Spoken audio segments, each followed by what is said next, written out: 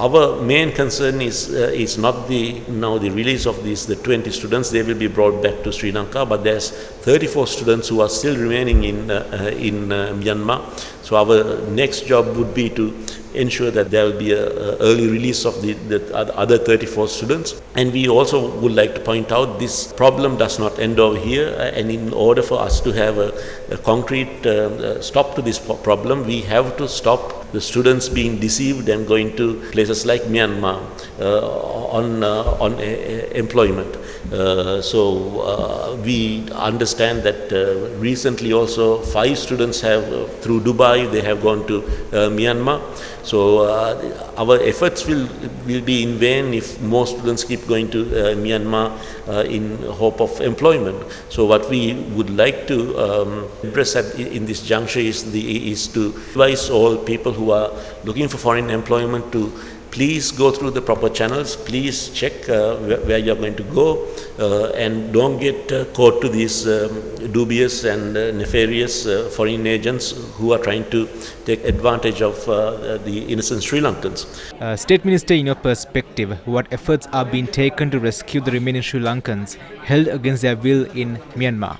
We are looking at all channels. Now, I'm sure you must have followed that there were some Indian students who were rescued, and there were some Moroccans who were rescued.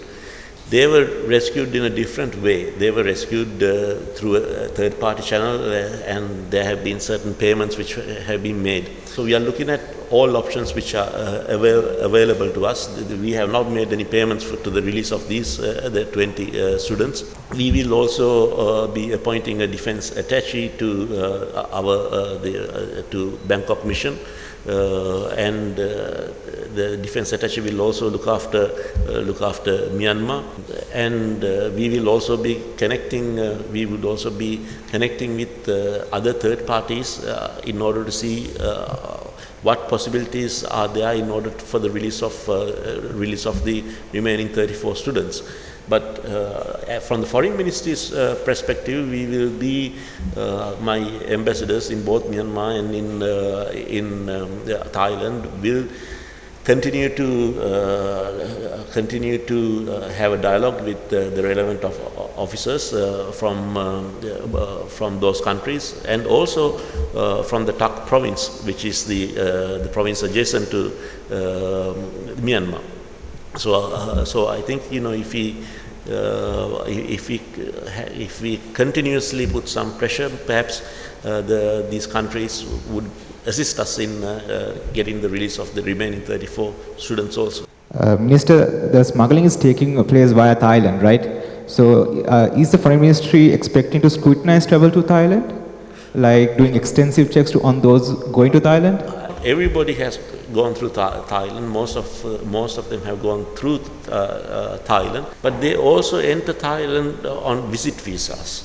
Okay, so I think there's no way the Thai government can find the intention of a Sri Lankan visiting Thailand, whether that person is there to visit Thailand for a holiday or that person's intention is to cross the border and then try and find employment in Myanmar. So it's a very intricate situation, and then we are working very closely with the Thai government and the Myanmar government in order to address this. For nearly a year, News First has been highlighting the harrowing plight of over 50 Sri Lankan youth held captive by an armed group along the Myanmar-Thailand border. These individuals were lured to Myanmar with the promise of IT-related jobs, but were instead exploited for cybercrimes. They have been held in 3 different locations within the Miyawadi areas of Myanmar, where they endured severe torture and were forced to engage in criminal activities.